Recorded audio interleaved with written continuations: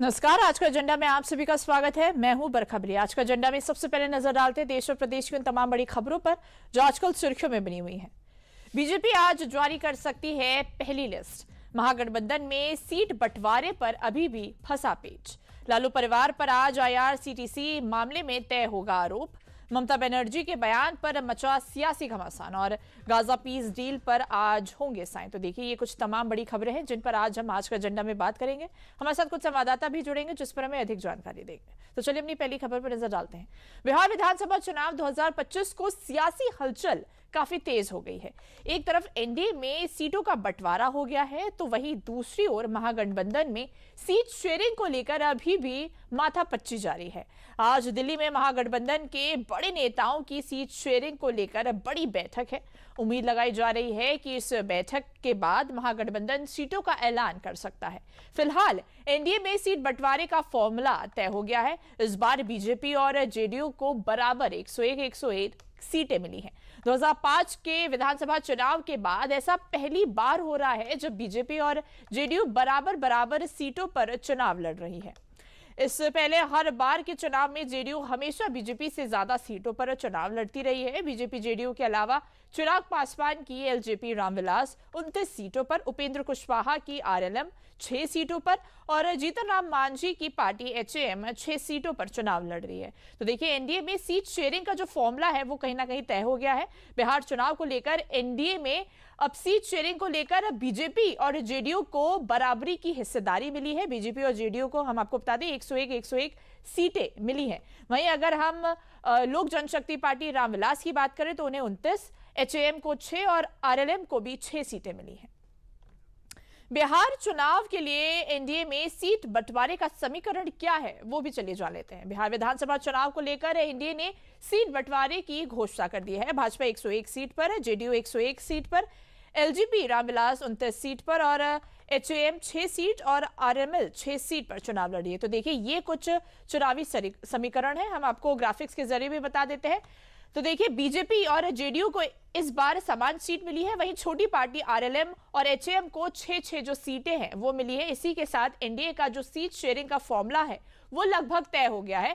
इस बार जेडीयू और बीजेपी को समान सीट मिली है। कहीं ना कहीं हमेशा से 2005 के बाद ये पहली बार ऐसा हो रहा है जब बीजेपी और जेडीयू समान सीट पर चुनाव लड़ रही है।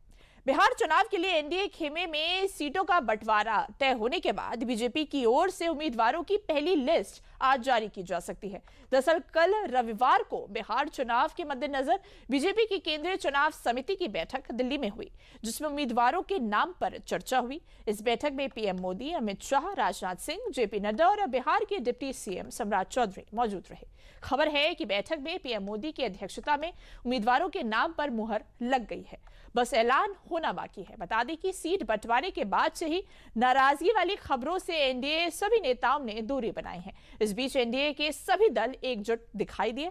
आज शाम 4 बजे पटना में एनडीए प्रेस कॉन्फ्रेंस करेगी, जिसमें एनडीए के सभी सहयोगी दलों के नेता मौजूद रहेंगे। प्रेस कॉन्फ्रेंस में बीजेपी से केंद्रीय शिक्षा मंत्री धर्मेंद्र प्रधान, जेडीयू से संजय कुमार झा, एचएएम से जीतन राम मांझी, लोजपा रामविलास से चिराग पासवान और आरएलएम से उपेंद्र कुशवाहा प्रेस कॉन्फ्रेंस में शामिल होंगे। तो देखिए, जैसे ही एनडीए ने सीट शेयरिंग की घोषणा की है, बीजेपी ने भी चुनावी बैठक बुलाई थी। कहीं ना कहीं बीजेपी की ये केंद्रीय चुनाव समिति की बैठक थी।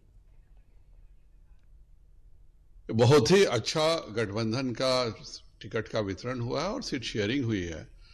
लगभग जिस रेशियो में लोकसभा में टिकट का वितरण हुआ था, 40 सीटों का जिस प्रकार से वितरण हुआ था, उसी रेशियो में विधानसभा में भी सभी को सीटें मिली हैं। बहुत ही अच्छे माहौल में आपस में सीटों का वितरण हुआ है और मुझे पूरा विश्वास है कि इस बार 200 से ज्यादा पार कर हम एक रिकॉर्ड बनाएंगे। इस विजय अभियान का श्री गणेश हो गया, रणभेरी बज गई है और ये शानदार आगाज है। पांचों दलों की बैठकें लगातार हो रही थी और अब तो सीट शेयरिंग का ऐलान भी हो गया।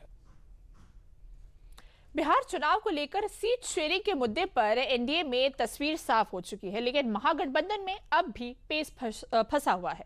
इस बीच महागठबंधन के नेताओं की ओर से दिल्ली में बैठकों का दौर जारी है। आज दिल्ली में बिहार चुनाव के मद्देनजर 2 बड़ी बैठकें होने वाली हैं। एक बैठक में महागठबंधन के नेता मिलेंगे, वहीं दूसरी ओर केंद्रीय चुनाव समिति की है। तो देखिए, एनडीए ने तो अपने उम्मीदवारों की सीट शेयरिंग की घोषणा कर दी है, लेकिन महागठबंधन में जो सीटों की डील है वो अभी उस पे पेच फंसा हुआ है। दिल्ली में बैठकों का दौर लगातार जारी है। आज दिल्ली में महागठबंधन के नेताओं की बैठक होने वाली, कहीं ना कहीं सीट शेयरिंग के मुद्दे पर इसमें विचार विमर्श होगा। बैठक के लिए लालू, तेजस्वी और मुकेश सहनी दिल्ली पहुंच चुके हैं। ये लोग सीट शेयरिंग पर बात फाइनल करने के लिए खड़गे और राहुल से मुलाकात करने वाले हैं। वहीं अगर हम दूसरी ओर देखें तो कांग्रेस केंद्रीय चुनाव समिति की भी आज नई दिल्ली में बैठक होगी। बैठक में कांग्रेस अपने कोटे की 60 सीटों पर प्रत्याशी के नाम फाइनल कर सकता है। तो इस खबर पर अधिक जानकारी देने के लिए हमारे साथ हमारे संवाददाता मधुरेश जुड़ चुके हैं। मधुरेश, देखिए, एनडीए ने सीट बंटवारे को लेकर जो अपनी घोषणा है वो कर दी है। एनडीए इसे बता रहा है कि जेडीयू और बीजेपी मजबूती के साथ खड़े हैं, इसलिए समान सीटों पर उतरे हैं। वहीं विपक्ष इसे राजनीति का नाम दे रहा है। किस तरह से एनडीए के इस सीट शेयरिंग को आप देखते हैं? देखिए, एनडीए में पहले से ही ये साफ था कि जो बीजेपी है और जो जदयू है लगभग समान सीटों पर चुनाव लड़ने वाली है, और लगातार जो नेता हैं उनकी प्रतिक्रिया भी इसी तरह से आ रही थी। जो पेच फंस रहा था वो बताया जा रहा था चिराग पासवान और जीतन राम मांझी को लेकर के फंस रहा था। चिराग पासवान जो थे वो पहले से ही 30 के आसपास सीटों की डिमांड कर रहे थे, और लगभग इतनी ही सीट जो है 20 सीट के आसपास जीतन राम मांझी भी डिमांड कर रहे थे। हालांकि जब जो सेटलमेंट हुआ तो चिराग पासवान को 29 सीट, जीतन राम मांझी को 6 सीट, और इसके साथ ही उपेंद्र कुशवाहा को भी 6 सीट मिली है। तो कहीं ना कहीं ये एक कह सकते हैं कि चूंकि भाजपा एनडीए का नेतृत्व कर रही है, तो भाजपा की रणनीति की ये बेहद कुशलता पूर्वक सारी अपने जो दल थे, जो उनके घटक दल थे, उनको साधा और उनको एक टेबल पे ला करके बैठाया, और महागठबंधन से पहले सीट शेयरिंग का फॉर्मूला तय कर लेना, ये अपने आप में कहीं ना कहीं एक बड़ी जीत है। दूसरी तरफ जैसा कि हम बता भी रहे थे, आज पटना में एक बड़ी प्रेस कॉन्फ्रेंस भी होने की संभावना है, जिसमें जितने घटक दल हैं एनडीए के वो सभी शामिल होंगे।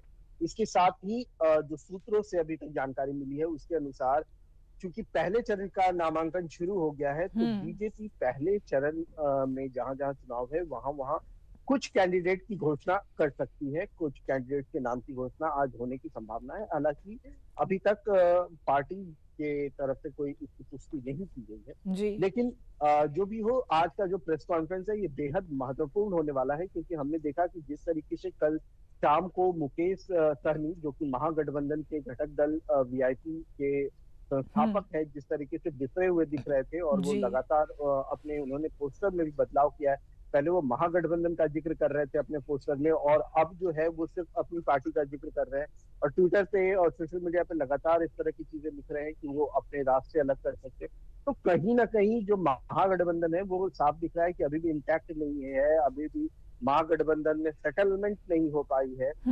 जबकि जो एनडीए है वो एक तरफ पहले की तरह इंटैक्ट दिख रही है, और इनके सीट शेयरिंग का जो फॉर्मूला है वो अब हमारे सामने है, और उम्मीद की जा रही है कि आज शाम या आज रात तक कुछ उम्मीदवारों के नाम की भी घोषणा की जाए। बिल्कुल मधुरेश, देखिए, एक तरफ महागठबंधन एनडीए पर आरोप लगा रही है कि उनके खेमे में टकराव देखने को मिल रहा है, लेकिन अगर हम महागठबंधन की बात करें तो अभी तक आज बैठक होने वाली है, लेकिन अभी तक सीट शेयरिंग को लेकर कोई भी जो चेहरा है, जो स्थिति है वो साफ नहीं हुई है। वहीं वीआईपी प्रमुख ने भी ये आरोप लगाया है कि महागठबंधन अब अस्वस्थ है। तो एक तरफ एनडीए पर आरोप लगाने की बजाय महागठबंधन में कहीं ना कहीं हमें टकराव देखने को मिल रहा है। हाँ जी, बिल्कुल, मैं अभी आपको यही चीज बता रहा था। मैंने भी मुकेश सहनी का ही नाम लिया था कि मुकेश सहनी ने कहा कि महागठबंधन जो है अस्वस्थ है, और दिल्ली में अभी भी लगातार बैठकों का दौर चल रहा है। लेकिन जो इन सब चीज के बीच में एक दूसरी भी बात है, वो ये है कि आज जो राजद प्रमुख है लालू यादव और तेजस्वी यादव, दोनों की आज लैंड फॉर जॉब मामले में कोर्ट में पेशी है, और इस मामले में आज आरोप गठन किया जा सकता है। तो कहीं ना कहीं एक तो सीट शेयरिंग का दबाव है ही, सीट शेयरिंग का मुद्दा है। दूसरी तरफ आज ये मुद्दा भी देखने वाला बहुत महत्वपूर्ण हो जा रहा है, क्योंकि आज की जो कोर्ट कोर्ट की जो सुनवाई होगी वो भी कहीं ना कहीं आने वाले चुनाव पे प्रेशर डालेगी। आने वाले चुनाव में वो भी एक बड़ा मुद्दा बन सकती है। दूसरी बात एक ये है कि कांग्रेस जो है वो पहले 70 सीटों पर बिहार में चुनाव लड़ी थी और उसमें से 19 सीट पे जीत करके आई थी। तो जो एक बड़ा गैप था, कहा जाता है कि इस बड़े गैप के कारण ही तेजस्वी यादव जो है वो बिहार में सरकार नहीं बना सके थे। अब चूंकि तेजस्वी यादव खुद कमान संभाल रहे हैं, लेकिन राहुल गांधी की यात्रा के बाद में जो कांग्रेस की बार्गेनिंग पावर है वो भी पहले से बेहतर हुई है। तो कांग्रेस की कोशिश है कि कम से कम 60 प्लस सीटों पर वो चुनाव लड़े। हालांकि जीत कितने पे होगी इसके ये देखना अभी बाकी है। और यही सब मसलों को लेकर के जो पेच है वो लगातार फंसता जा रहा है, क्योंकि सीपीआईएम और ये आपके मुकेश सहनी, इसके अलावा कांग्रेस ये मेजर सीट चाह रहे हैं। ये जो मलाई सीट जिसको कहते हैं, मलाई सीट चाह रहे हैं। और तेजस्वी यादव कहीं ना कहीं चाहते हैं कि जो उनके घटक दल हैं उनको इस बार कम शेयर दिया जाए, पिछली गलती को दोहराया ना जाए। और तीसरी बात ये है कि अभी तक हमने देखा था कि जो तेजस्वी की पार्टी राजद है उसका ज्यादातर जो फोकस होता था वो एमवाई पे होता था, यानी मुस्लिम और यादव पर। लेकिन आप अपने पड़ोसी राज्य उत्तर प्रदेश के पूर्व मुख्यमंत्री अखिलेश यादव बिल्कुल तकनीकी कारणों की एमवाई की जगह A to Z पे भरोसा कर रहे हैं। और बिल्कुल मधुरेश, तो देखिए आज महागठबंधन की भी बैठक होने वाली है। अब देखना होगा कि सीट शेयरिंग को लेकर इस पर क्या कुछ जो स्थिति है वो सामने आती है। इन तमाम जानकारियों के लिए आपका बहुत बहुत धन्यवाद। तो आज का एजेंडा में आगे बढ़ते हैं। लालू परिवार के लिए आज का एजेंडा में आगे बढ़ते हैं। पश्चिम बंगाल के दुर्गापुर में हुई सामूहिक बलात्कार की वारदात ने पूरे देश को झकझोर दिया है। उड़ीसा की रहने वाली एक मेडिकल छात्रा के साथ कॉलेज परिसर के बाहर शुक्रवार शाम कुछ लोगों ने दरिंदगी की हदें पार कर दी। इस मामले में अभी तक 3 आरोपियों को गिरफ्तार किया गया है, जबकि 2 आरोपी अभी भी फरार है। बंगाल की सीएम ममता बनर्जी ने भी इस मामले पर चिंता जताई है, लेकिन उनकी इसी चिंता में एक नसीहत भी थी, जिसके बाद ममता का बयान एक बार फिर विवादों में घिर गया। सियासी गलियारों में ममता बनर्जी के बयान पर घमासान छिड़ गया है। दरअसल ममता ने दुर्गापुर में मेडिकल छात्रा से गैंगरेप की घटना पर दुख जताते हुए कहा था कि छात्राओं को रात में बाहर नहीं घूमना चाहिए। ममता बनर्जी एक बार फिर से विवादों में है। दुर्गापुर केस में ममता बनर्जी के बयान पर घमासान छिड़ गया है। दरअसल ममता ने रविवार को दुर्गापुर में मेडिकल छात्रा से गैंगरेप की घटना पर दुख जताते हुए कहा था कि छात्राओं को रात में बाहर नहीं घूमना चाहिए। पहले ममता का वो बयान सुन लीजिए। Especially the girl child at night time, they should not be allowed to come out in the outside. They have to protect themselves also. There is a forest area. So whatever I have received the prima facie report, and police is searching all the people, and nobody will be excused. Whoever is guilty, they will be punished strictly. 3 already arrested.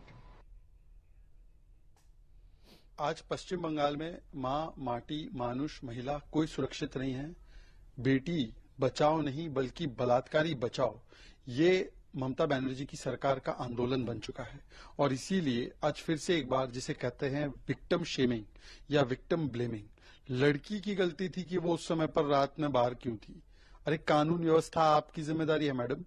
आप किस प्रकार से बलात्कारी को clean chit दे रही, हो सकता है वोट बैंक के चलते, और बेटी के ऊपर दोष डाल रही है।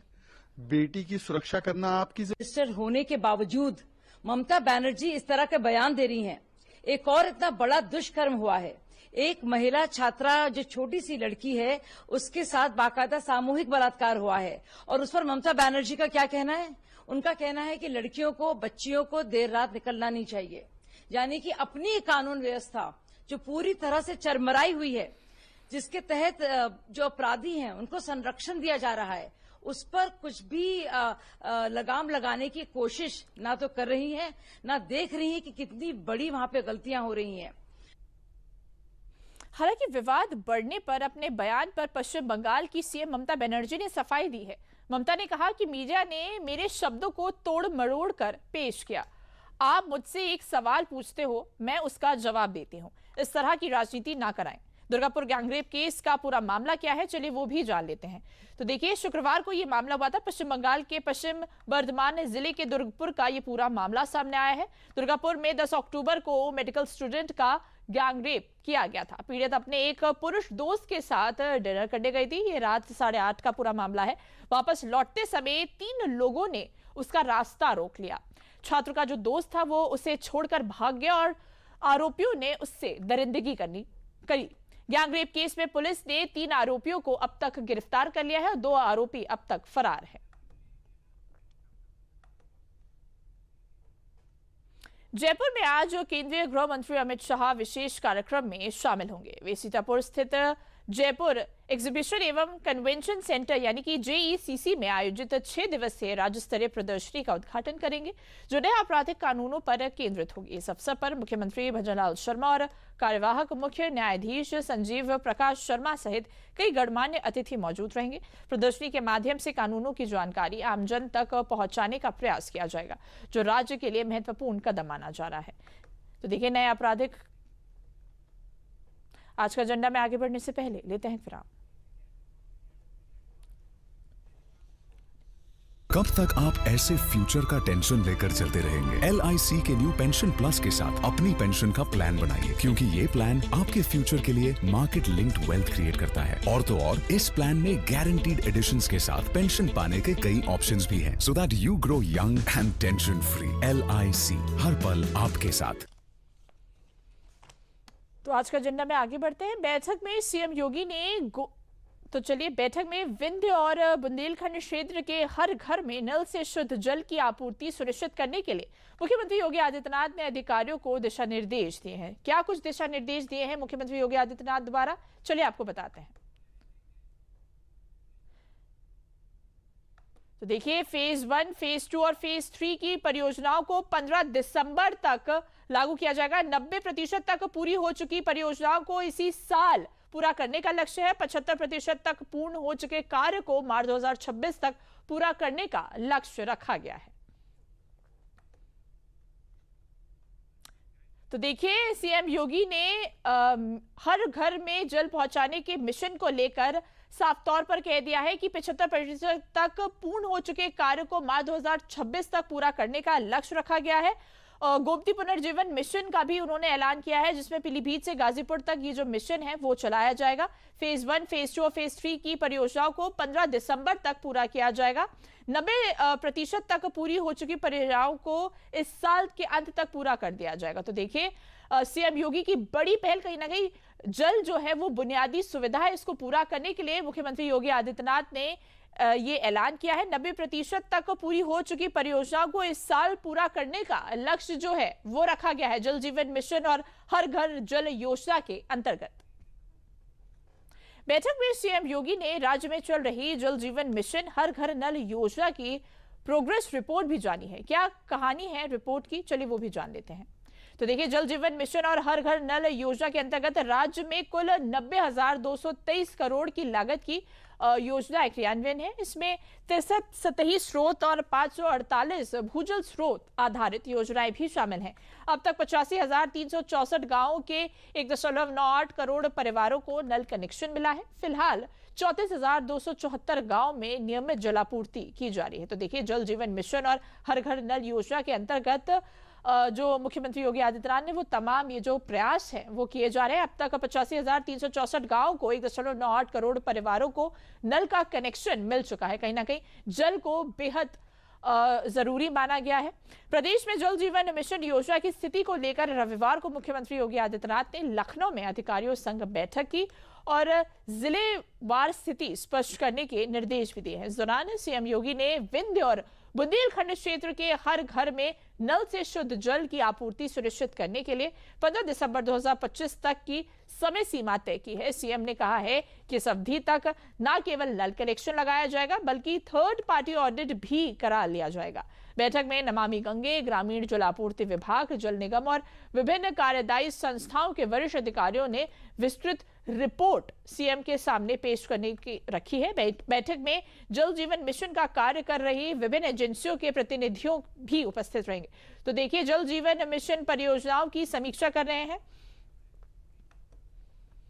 तो इस खबर पर अधिक जानकारी देने के लिए हमारे साथ हमारे संवाददाता रामीन सिंह जुड़ चुके हैं। रामीन जी, देखिए, मुख्यमंत्री योगी आदित्यनाथ ने साफ तौर पर यह कह दिया है कि 15 दिसंबर तक विंध्य और बुंदेलखंड के हर घर में जो जल है, साफ जल है, वो पहुंचाया जाएगा। कहीं ना कहीं मुख्यमंत्री ने हमेशा से जल को प्राथमिकता दी है, क्योंकि देखिए ये बुनियादी जरूरत है। कैसे दिखते हैं? देखिए बरखा, लंबे वक्त से शिकायतें मिल रही थी कि कुछ परियोजनाएं पूरी हो गई, उसके बाद भी लोगों के घरों तक जो नल है लगाए गए उन तक पानी नहीं पहुंच रहा। और कई परियोजनाएं ऐसी जिनमें जानबूझकर डिले किया जा रहा है, क्योंकि इस पूरी योजना में एक संकट है कि जिन एजेंसी ने काम लिया है उन्होंने दूसरी एजेंसी को काम पर दे दिया, तो गुणवत्ता को लेकर के सवाल उठ रहे थे और जो काम समय से पूरा होना था उस पर सवाल उठ रहे थे। योगी जी ने इसी को लेकर मीटिंग बुलाई थी और एजेंसी को भी बुलाया था, अधिकारियों को बुलाया था और हालात जाने की जमीनी हालात क्या है और कहाँ कहाँ पानी पहुंचने लगा है लोगों के किचन तक और कहाँ नहीं पहुंच पा रहा है। तो देखिए, बूंद और बुंदेलखंड अगर लोग जानते हो तो वहाँ बड़ी चुनौतियां हैं। बुंदेलखंड में पानी का संकट हमेशा से रहा है। वो जो 2 फेज है, बुंदेलखंड और बिंद के क्षेत्र, जो पठारी इलाका है, तो वहां पानी पहुंचना जरूरी है। आपको बताएं कि चित्रकूट हम लोग कवरेज में गए थे तो पता लगा कि एक गांव में 40 से शादियां नहीं होती थी कि वहां पानी की व्यवस्था नहीं, तो पानी दूर से जानवरों के पीने के लिए और आदमियों के पीने के लिए लाया जाता था।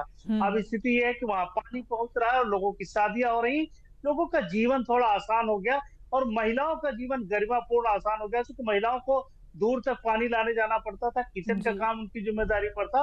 एक महत्वपूर्ण योजना है कि लोगों को स्वच्छ पेयजल उपलब्ध हो, नदियां स्वच्छ हो। जिस गोमती की बात कर रही, गोमती अगर लखनऊ से पहले आप देखिए तो साफ पानी, और जैसे लखनऊ आती है तो गोमती नाला हो जाती है, तो कितनी एसटीपी लगाई जानी है, किस तरह नाले का पानी गोमती में साफ सुथरा है या ना है, इस पर काम चल रहा है कि गोमती को भी साफ सुथरा किया जाए।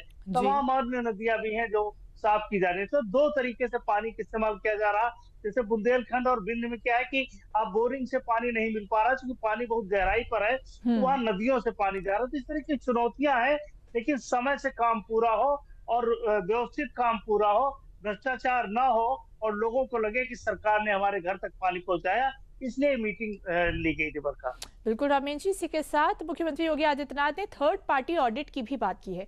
इससे इस मिशन की पारदर्शिता को कैसे सुनिश्चित किया जा सकेगा? देखिए, थर्ड पार्टी ऑडिट का मतलब ही है कि क्या स्थिति क्या है वो सरकार के सामने आए। कि एजेंसी तो कह रही है कि हमने नल लगा दिया और पानी भेज रहे हैं, पानी अगर बोरिंग चालू हुई और पानी टंकी में जाने लगा तो उसको लगभग मान लेते कि पूर्ण और पानी जा रहा। तो थर्ड पार्टी ऑडिट करेगा कि लोगों को घर तक पानी मिल रहा है कि नहीं, जो पाइपलाइन डाली गई व्यवस्थित चल रही कि नहीं, वो टूट तो नहीं गई है, जहां इन लोगों ने पाइपलाइन डाली उसको व्यवस्थित किया, उन सड़कों को बनाया गया है कि नहीं, गाँव में खरिंजों को बनाया गया है कि नहीं, ये सारी चीजें सामने आएंगी। तो थर्ड पार्टी ऑडिट इसलिए बहुत जरूरी है। बिल्कुल रामीन जी, तमाम जानकारियों के लिए आपका बहुत बहुत धन्यवाद।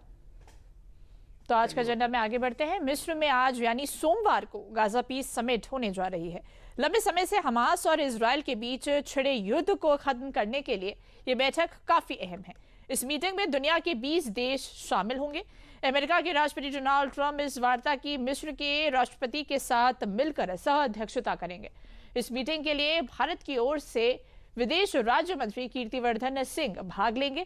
इस मीटिंग के लिए कीर्तिवर्धन मिस्र पहुंच चुके हैं। पीएम मोदी की व्यवस्था के कारण कीर्तिवर्धन सिंह भारत का प्रतिनिधित्व करेंगे। इस समिट में इजरायल और हमास के अमेरिकी राष्ट्रपति ट्रंप की शांति योजना पर हस्ताक्षर करने की संभावना है। तो देखिए, मिस्र में आज गाजा पीस समिट हो रही है, जिस पर अमेरिका समेत 20 देशों के जो प्रतिनिधित्व हैं वो पहुंचे हैं। बता दें कि अमेरिकी राष्ट्रपति डोनाल्ड ट्रंप ने गाजा युद्ध को समाप्त करने के लिए 20 पॉइंट का एक शांति प्रस्ताव पेश किया था, जिस पर इजरायल ने सहमति जताई।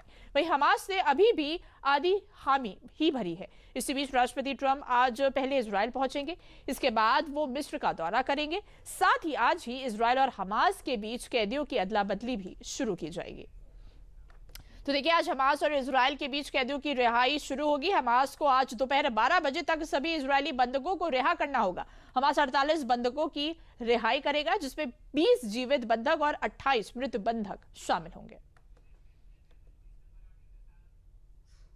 This is going to be a very special time, and I guess if you read your own papers and your own networks, everybody's very excited about this moment in time. So I'll see you on the plane. I think you're traveling with us, but This is a very special event. They had 500,000 people yesterday and today in Israel, and also the Muslim and Arab countries are all cheering. Everybody's cheering at one time. That's never happened before. Usually if you have one cheering, the other isn't. The other is the opposite. This is the first time everybody is amazed and they're thrilled, and it's an honor to be involved, and we're going to have an amazing time, and it's going to be something that's never happened before. Gaza peace deal की summit से पहले Trump Israel के लिए कल रविवार को रवाना हुए थे। इस दौरान मीडिया से बातचीत करते हुए ट्रंप ने एक बार फिर भारत पाकिस्तान के बीच युद्ध रुकवाने का दावा किया है। ट्रंप ने कहा कि दुनिया के कई पुराने विवादों का समाधान ढूंढने में उन्होंने अहम भूमिका निभाई है। ट्रंप के मुताबिक वे अब तक 7 युद्ध रुकवा चुके हैं। इसमें भारत और पाकिस्तान के बीच का विवाद भी शामिल है। तो इस खबर पर अधिक जानकारी देने के लिए हमारे साथ वरिष्ठ पत्रकार वीएन भट्ट जुड़ चुके हैं। वीएन भट्ट जी, देखिए मिस्र में जो ये गाजा पीस डील हुई है, इसका आप कैसे देखते हैं कि इसका असर मिडिल ईस्ट में किस तरह से नजर आएगा, क्योंकि देखिए 20 से ज्यादा देश इसमें भाग ले रहे हैं। देखिए, डोनाल्ड ट्रंप का पहली बात तो ये दावा गलत है कि ऐसा पहले कभी नहीं हुआ। इजराइल और फिलिस्तीन के बीच में शांति स्थापित करने के प्रयास 1978 से हो रहे हैं। 1978 में जिमी कार्टर जब प्रेसिडेंट थे तो अमेरिका में कैंप डेविड अकॉर्ड हुआ था, और उस अकॉर्ड का बहुत विरोध फिलिस्तीन और इजराइल दोनों में हुआ था, और उसमें इजिप्ट के राष्ट्रपति अनवर सादात की और इजराइल के पीएम की हत्या तक हो गई थी। अब जो अकॉर्ड हो रहा है उसका केवल ये है, ये सीज फायर तो होगा, लेकिन जब तक हमास को डिसआर्म नहीं किया जाता, जब तक उसके हथियार अगर वो अपना सरेंडर नहीं करता, तब तक वहां पे स्थायी शांति स्थापित होना बहुत कठिन कार्य है। आज जो डील होने जा रही है उसका केवल दो अर्थ हैं कि जो फिलिस्तीनी जो कैदी जो इजराइल की जेलों में बंद हैं और जो यहूदी फिलिस्तीन ने हमास ने बंधक बना रखे हैं, दोनों की अदला बदली हो जाएगी, रिहाई हो जाएगी। और यूएनओ के मैंडेट में, यूएनओ की देखरेख में 17,000 टन जो रिलीफ मटेरियल है, खाद्य सामग्री है और औषधियां हैं, दवाइयां हैं, वो गाजा पहुंचना शुरू हो जाएंगी। इसके केवल 2 ही नेतार्थ हैं, लेकिन ये कहना कि इसके बाद से कोई इजराइल में और गाजा में स्थायी शांति कायम हो जाएगी, ये कहना अभी जल्दबाजी होगी। बिल्कुल वीएन भट्ट जी, तमाम जानकारी के लिए आपका बहुत बहुत धन्यवाद। तो आज का एजेंडा में अभी के लिए बस इतना ही। मुझे दीजिए इजाजत। नमस्कार।